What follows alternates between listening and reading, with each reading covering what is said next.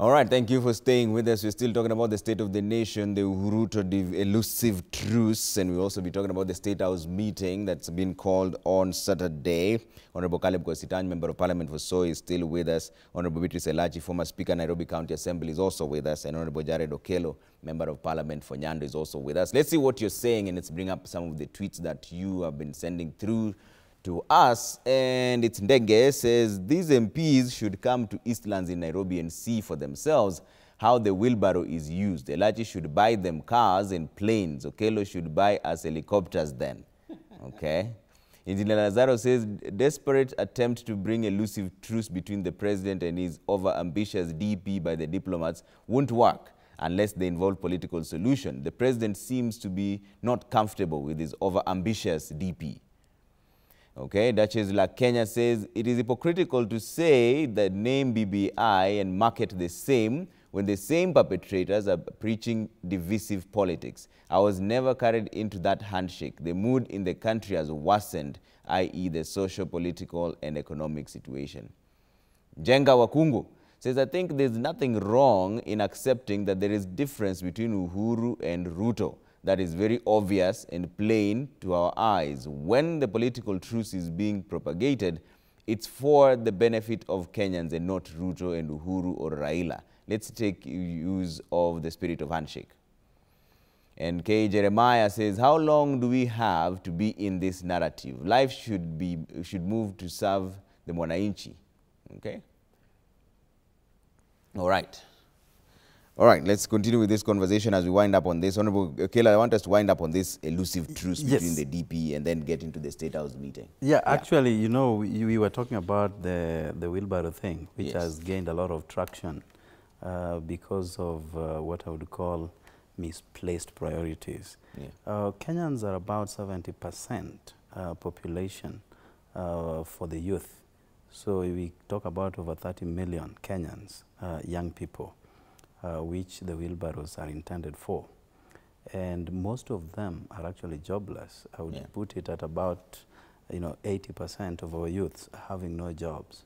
And if wheelbarrows are going to empower them, then I cannot imagine the number of wheelbarrows that we have to procure and give out to all these youths. But suffice to say, a time is coming, and in the very foreseeable future, that if the number of wheelbarrows will escalate on the market, then Nairobi's county assembly, where my sister Beatrice Elachi sat as speaker, will come up with a bylaw that bans wheelbarrows in town. At the moment, we do not have enough roads for wheelbarrows, for mkokotenis, and for the cars. You know, there have been attempts to remove piki-piki, the boda riders, out of town. And you know, boda does not occupy the same amount of space as wheelbarrow or mkokoteni. So you can only imagine what is going to happen very soon to these wheelbarrows. They will be, run out of town. They will be as useless as they are at the moment, save for a very few of them that are being engaged in construction sites, such as the one that one of those who sent tweets was alluding to. So it is a wrong priority. They just have to eat a humble pie and say, on this. And you know, people make mistakes. We politicians, you try to employ a tactic that boomerangs on you, such as this wheelbarrownomics. Then you change tact and engage people in a more constructive and economic, sensible activity. And I think this will, Baronomics, give it 2-3 weeks. It will die off. The country will now come back to the realization that we are better than wheelbarrows. We are better than all those advances that have been put across by the Deputy President and his coterie in his corner. So that is what I can say about the wheelbarrownomics. The country can do better than just a wheelbarrow. All right. Honorable Kositany, final remarks on this before we talk about the State House meeting? My final remark is, Trevor, is I've asked my Gerard and Chris, since they feel that the wheelbarrownomics is not the right thing, let them give the alternative, like somebody tweeted there. Let them buy, he was over ambitious, helicopters and motor vehicles. But I think let us offer alternatives. William Ruto has identified a section of Kenyans that require support, and he has offered, him and his friends have offered to support. Let these other leaders climb down from the ivory tower and think about the people who put them to the positions where they are, and let us serve the people of Kenya and not political masters. Okay. Honorable Lachi? Honorable Lachi, you're on mute. Please unmute first. Sorry. Yeah. I'm saying, I just want to remind Honorable Kositani that when I campaigned in Dagoretti North, I gave the wheelbarrows, I gave them cocotenis, I gave young people machines to wash their vehicles, to put up car washes and tanks. Now, if that is what my deputy will do, what will I do? And whoever said, I didn't say it is wrong, I just said, I thought I'm following a leader who will show me better innovative, because I have already given that in 2017. You come to Dagoretti North, we did all that. So what are we gonna do? And in 2020, are we gonna do the same thing, or are we looking for better innovation? That is all I was asking. And so that is my question as Peter Lachi, as low as I am, to my leader and my deputy. Okay. So now there's a meeting coming up in State House on Saturday. Most of the people, the legislators have been called there, leadership in Parliament and the Senate as well. And of course, I'll start with you. What should this meeting really focus on from where you stand? Well, Trevor, from past experiences of meetings that members of Parliament, we have been called to State House in the name or the under the title of PG. We've never had any engagement with the president.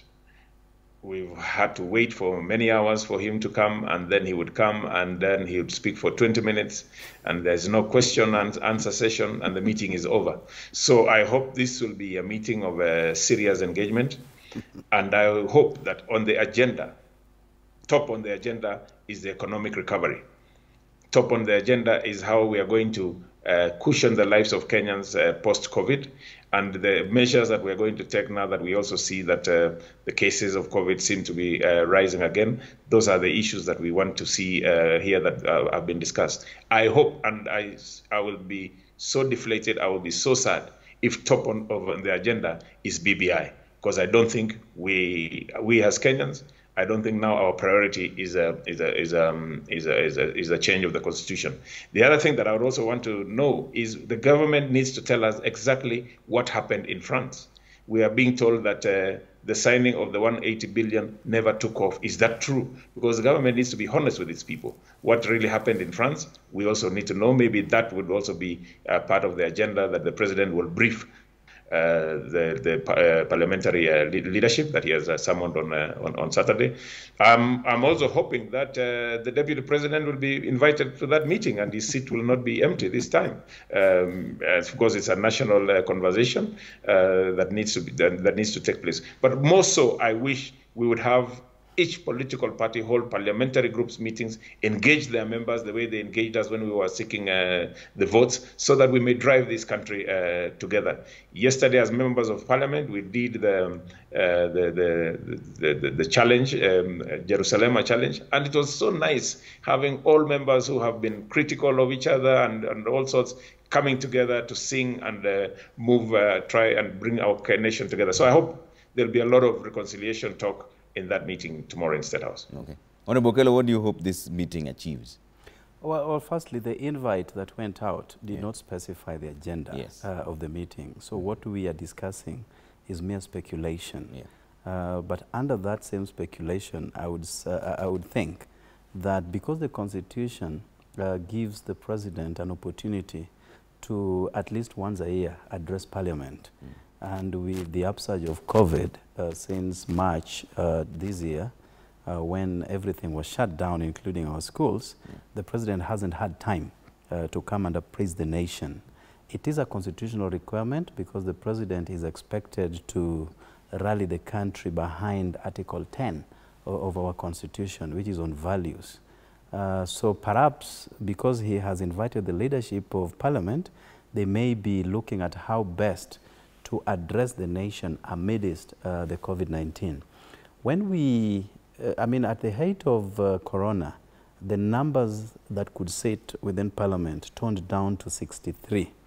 Now with the numbers coming down, it was scaled up to 112. So perhaps that is an opportunity the president can take full advantage of, come and address the nation from parliament, so that he also respects the tenets of our constitution. So that is my speculation number one. Speculation number two, we all are aware about the standoff that did occur within the Senate on the national revenue, shareable national revenue. And it did not paint Jubilee government in good light. Yeah. It took too long, 10 attempts in a row without success, and it had to call for the invitation of the Prime Minister to meet with the President so that they could break the impasse. So that did not really portend well for the country. And maybe the President, in a bid to mitigate a situation such as that, not just within Senate, but also within the National Assembly, come up with a formula together with the leadership of Parliament so that going forward we will not be subjected to that kind of revolving door. It doesn't work very well for the country. So perhaps they will be looking at how best to address such gaps going forward. Okay. We have got 2 more years before the end of this term. Perhaps you would want to take stock of all the legislative agenda that have been in the offing. Yeah. Perhaps certain legislative pieces that should be brought into Parliament and to be enacted into law as it's enshrined in the Constitution. So these are just speculation, but fundamentally, and the Prime Minister did allude to this about a week ago, there could be, because of the composition of the people who have been invited into State House, a need to now unveil the BBI agenda to the nation. Okay. Because I think it is not coincidental that the Justice and Legal Affairs Committee, together with the CIOC, Constitutional Implementation Oversight Committee, leadership, have also been invited alongside other leaders of Parliament. So I suspect the BBI could be in the offing. Okay, we'll talk about BBI in just a bit. But Honorable Elachi, what are the priority areas from where you stand as a member of the Jubilee Party? What do you think they should talk about in this meeting? I think one of the things that should really come out of this meeting is how do we move forward after the Chief Justice brought in the issue of dissolving Parliament, which we know definitely in terms of looking at the country, we have to look for a formula on how to deal with the issues that he has raised on the 2/3 agenda and how we move forward to ensure progressively or how we achieve it. Because I don't want to lie to Kenyans that we shall see things work the way women will want to see things work. It's unfortunate, but we have to accept the way the president says, Kenya is a democratic country, and we cannot enforce things on citizens or on the electorate, but come up with a better formula. And I believe going forward, the BBI will be the better way of moving and ensuring we achieve the 2/3 agenda, but also looking at the country. Yes, I agree with Mheshimiwa, Article 10, indeed, we have to respect. And I know the president has to look over formula on how to address now the nation on the matters, especially matters of security, going forward on his legacy, what will he want to see Parliament achieve, and so that his government can also achieve and see and move forward with a better legacy. Yeah. The other thing I think is the cohesion. Fine, I appreciate Kositani saying that they did the challenge, which is very good. Now that challenge is part of that handshake, because if you were able to sit all of you and to dance all of you together, What other handshake are you looking for? That's the most important thing. Kenyans will want to see us work together.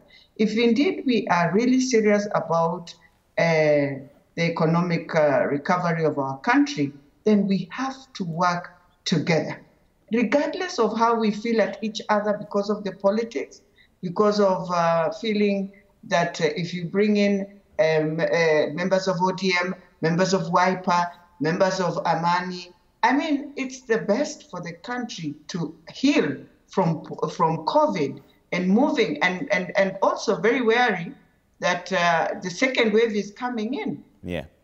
To ask ourselves, I'm hoping now Parliament will understand. Children have opened school. Yeah. How do we move? Are we opening and then all of a sudden we will find ourselves closing again? It's a question to be. In fact, when the leadership goes to sit together, we will want to see a better formula in that opening of schools. And if this is just my opinion, Trevor, if the best can come out is that the Form 4s and Standard 8s can be the best to be in school and be closed, be able to be put together, work, stay in school, and let them finalize their year.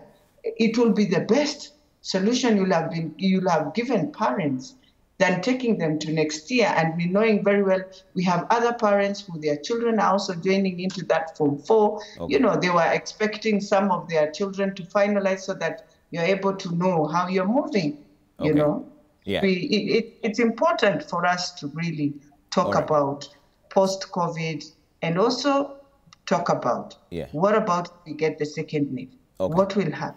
So let's bring back Honorable Kositanyo on this. And Kositanyo, you mentioned that you would be disappointed if the BBI featured. And Honorable Kelo is saying that it is most likely going to feature. Why is there so much support and so much opposition over a document that has not even been finalized yet? Well, Trevor, first of all, BBI never came up as a result of the need of Kenyans. It was a few, I can't even know whether there were a few or 2 or 3 people who sat and said, we need to change the constitution because for reasons best known to them. But going by my engagements with the people whom I represent and of Soy, I've asked them at several meetings, what is your priority? Is it changing the constitution or the revival of the economy? And in unison, they say it's a revival of the economy. And the handshake has, I would like to take us a little bit back. Well, Honorable Lachi said that we as Jubilee, we discussed electricity, we discussed roads, we did so many things in 2013 to 2017 when the working relationship between the president and the deputy was cordial. I agree with that 100%. Then the handshake happened. Now we don't hear about the Big Four again, because the Big Four was a beautiful idea about housing, about manufacturing. That was the biggest thing that was going to change this country. But now we are discussing constitution. We are no longer discussing Big Four. We are discussing William Ruto. We are no longer discussing Big Four. So I think as Kenyans, William Ruto is not part of the Big Four agenda. William Ruto is an individual who wants to be president in 2022. Let us go back and discuss the issues that affect Kenyans. The other day, Trevor, and that is why I always say, I have nothing against BBI. If it is a good document, let it come. But really, what is the state of our economy vis-a-vis BBI? We saw an advisory from Treasury in the case that Chief Justice Maraga asked the president to dissolve Parliament. In their reply, Attorney General's reply, part of his documents in his affidavit are that we cannot afford as a country to go for an election now because we don't have the money.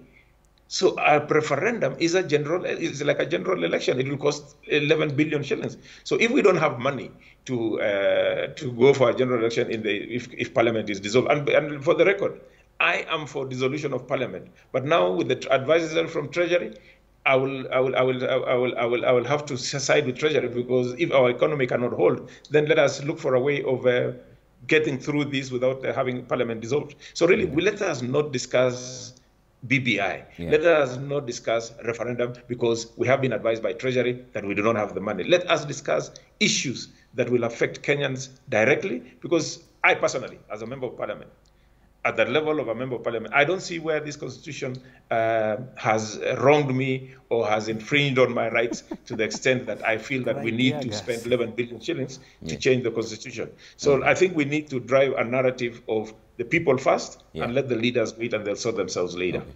Honorable Kelo, why do you support the BBI and even you haven't seen the final report? Yeah, well, before I come to that, allow me to take a tangent from my sister Ilachi on the possible discussion in Parliament.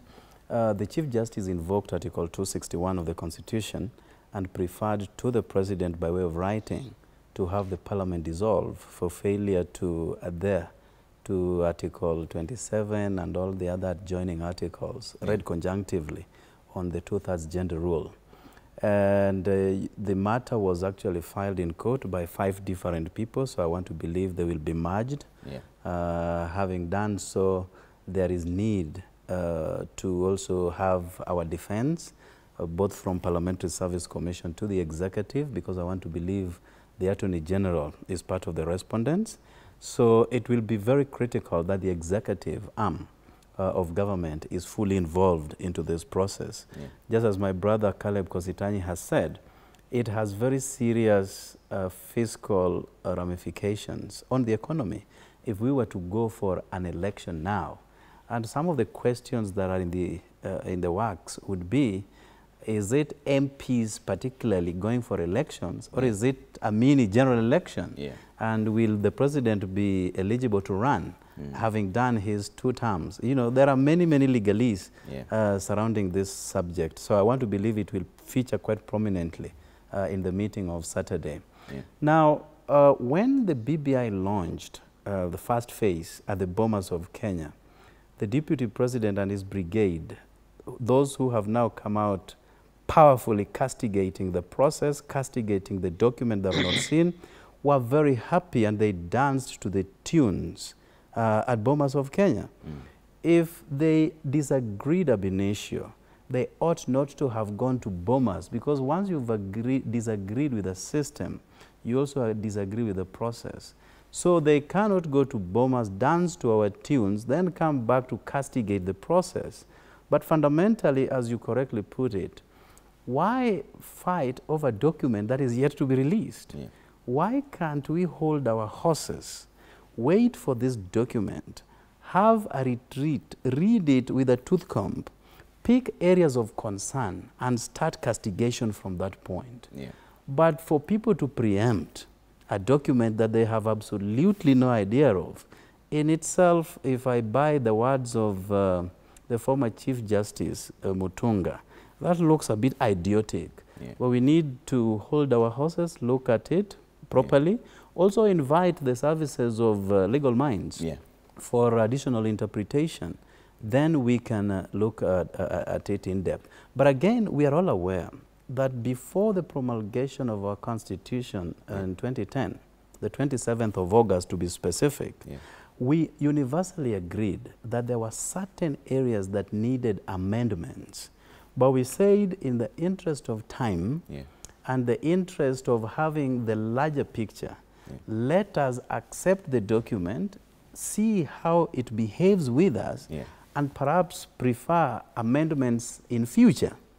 And the Deputy President, who is now a beneficiary of that Constitution but rejected it then, said 20%. I don't know how he got the figure 20%, but that is what we came to also agree with, that 20% had a problem.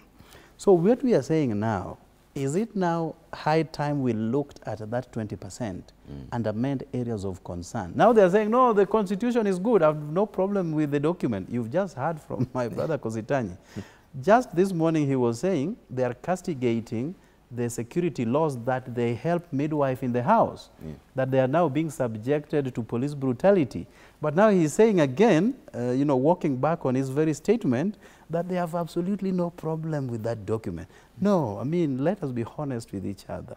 We will read that document, areas of concern we will raise, and if there will be another window to have it corrected before it is subjected to counties for adoption, and before it comes to us in Bunge for additional adoption, before the referendum, as in line with Article 255 of our Constitution, we will look at it at that point. But let us accept it, read it, and critique where necessary. Elachi, what do you make of it? Should it even feature the BBI conversation? It has to feature. I mean, that's the only document as women we are now looking at to ensure we achieve our 2/3 agenda. And therefore, and there are many other issues that we presented what we feel our gains in the document when we were presenting to the team. And therefore, it will be very wrong for us after doing all that work. You remember with the Embrace, Trevor, we went all over. We ensured we create awareness for Kenyans to understand why do we need the PPI, why do we need to see that we change the constitution on the issues that we said. And I remember at that time, it was the deputy president who said that 10% of this constitution was never right, and we need to relook at. And now we have 10 years down the line, and Parliament has spent also money through the committee, at that time Mutava Musimi was the chair. And they spend money looking at what do we need to change in the constitution. We need to see their document. Then we need to see what people have said. And I think when you look at the document that was in Bomas, there were issues that were raised. What we need to see now from that document is what issues are there to be changed within Parliament, what issues are there to be changed within a policy, because I think there are some that are that need policy, and what is the need to go for a referendum, if indeed we have to go for a referendum. So it's a document we need a technical team to now come and tell us, or I'm hoping the report now they've given to both the principals is a report that stipulates very clearly. This is what we feel you can do in policy. This is what we feel can be done through Parliament. And this is what we feel we need Kenyans to look at and answer whether they need the change or they don't need the change. I think it's important. And we cannot be a country where we run away from our own problems. No, we can also not be a country that when we are not agreeing on each other, but in the end, when this document comes out, it's going to benefit everyone. Regardless of those who will say, just the same way, we had those who said no to the Constitution and said yes. But today they enjoy those positions that came through that constitution. So let's not pretend. And then when it is ripe, they're the first ones who will run with it using it. It's wrong. I want us to wind up on this conversation. And Honorable Kositany, I'll start with you on your closing remarks on this. Is it time that the Deputy President tones down on the campaign almost like handouts and supported the president and to achieve the agenda in their final 2-year term? And then we'll talk about elections later on. Is it time to refocus the country on the development agenda? Trevor, I don't know what language you want me to use, but let me say that the Deputy President has not started campaigns. We have a new system that has been adopted by His Excellency the President of how government should work. The Deputy President has absolutely no responsibilities assigned to him. So as a person who is sitting in an office, who was elected by Kenyans, he has decided rather than enjoy the salary and do nothing, let him use the resources he can pull together from his own businesses and friends to help the people of Kenya. He has that, whatever he's doing has in no way at all does it conflict with the president's agenda in any way. So I think we should let William Ruto be, let those who have taken over the responsibilities that William Ruto would have been doing in helping the president proceed and we wish them well and proceed and do that. But we know very well, we all know very well that campaigns have not started. William Ruto has not started his campaigns. And when we start, it shall be a big launch, it's a big issue. And let me finally say this, and I want it to go right on record, that if it is wrong for William Ruto to give wheelbarrows and to give mukokotenis and to give saloon equipment and all these goodies he's giving to the people who need them, then let these people who are complaining, the Lachis and the Jareds and all, let them give the alternative. The alternative is not don't give, and then you're not giving anything. Okay. They are recipients. The recipients are not complaining. Let William Ruto continue empowering Kenyans, and let these people continue running government. Okay. And Kenyans are marking the scorecard. And when the time comes, it will be for Kenyans to decide. And finally, let us discuss BBI. As we discuss BBI, let us look at the economic impact having a referendum now and a general election in about a year and a half would do to our economy. Can we afford? So let us stop being a sycophants. Just because so-and-so has said that we are supporting BBI, you just support it because have an independent mind, have a mind of your own, and say, I cannot, even if William Ruto today decides to support BBI, I will not follow him. I will stand my ground and say we can't afford it as a country, and that is my personal position as the member of parliament for Soy. So I want elected leaders to be independent thinkers, not to be driven by the thoughts of others. Okay, Honorable Kelo, what alternatives are you offering? Before I come to alternatives, let me disabuse this notion that BBI is about creation of opportunities or of new offices for others. Yet, the Deputy President, who is the chief, campaigner for anti-BBI that he has not seen, occupies a constitutional office and is gunning to run for a constitutional office. And same with my brother, the MP for Soy, who is going to run again as MP for Soy. So it is very good when the Constitution creates them offices, but very wrong if others are also going to have the very offices. I sit in Parliament and we raise questions. Even today I will be asking a question on the floor of the House. Once we have asked a question, it goes before a committee, a relevant committee. The committee summons the Cabinet Secretary to appear before it with answers, and that takes like 2 weeks, according to our standing orders, on the period when you can summon a Cabinet Secretary to appear. So after 2 weeks then, and many times they will say they're out of town, we need a different date, yet that question could be as critical as our students reporting back to school. And you don't get an answer for at least 1 month before an answer veils itself. So with a new office, and I want to believe, let me be optimistic, that BBI has preferred a parliamentary system where we shall have a Prime Minister appearing before the House with its deputies to answer immediately to questions that we raise as members of Parliament. But fundamentally, a member of Parliament is the same person going to be a Prime Minister. Deputy Prime Ministers will be members of Parliament. You will have Cabinet Secretaries, some drawn from the members of Parliament. So these are people who are already having jobs as members of Parliament, hence reducing the wage bill that people keep on crying about.